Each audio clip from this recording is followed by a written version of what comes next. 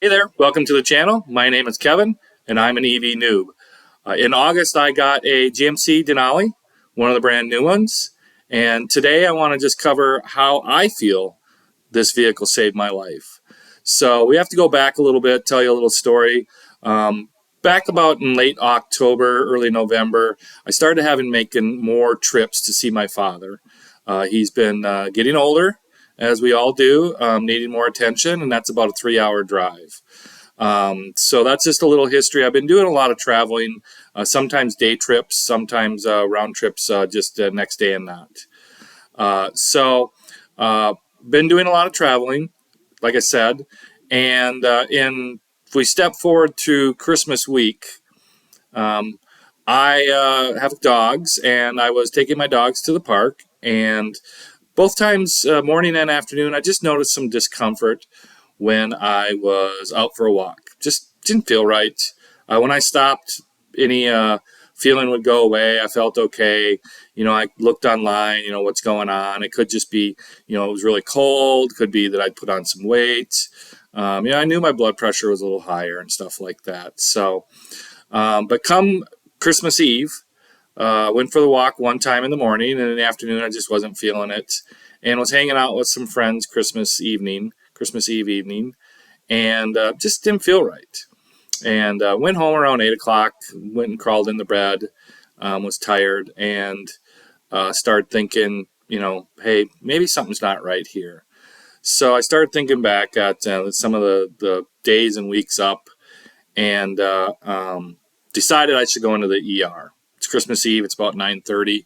I should go in. I mean, they're going to tell me I probably just pulled a pec muscle or something like that. It's just uncomfortable. Well, lo and behold, after doing some tests and blood work, at about 2 o'clock in the morning, they came in and said, hey, yeah, you get a free ambulance ride to Abbott Hospital here in Minneapolis because you've had a heart attack.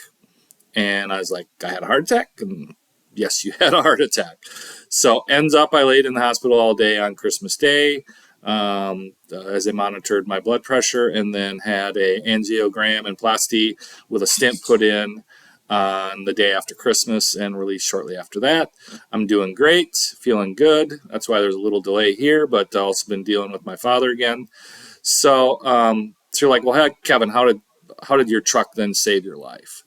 And I know some of you are going to say this is a stretch, but as everybody has maybe seen on these new vehicles, it has a drowsiness detection. And I'll throw it up on the screen here. I can't remember exactly what it's called, but in that period of time that I was driving, I was getting lots of this, hey, pull over, take a rest.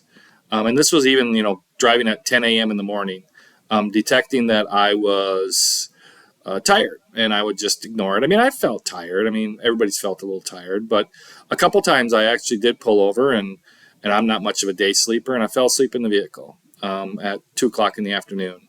So one of those was coming back from Chicago in early November. So going forward, or looking back to Christmas Eve when I'm laying in bed going, what's going on?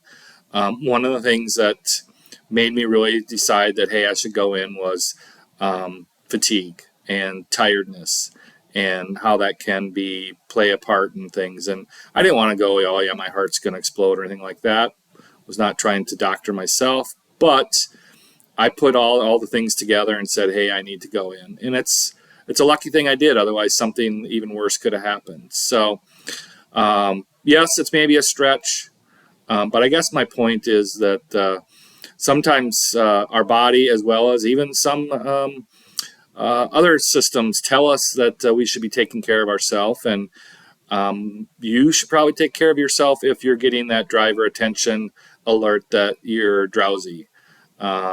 It's not inaccurate.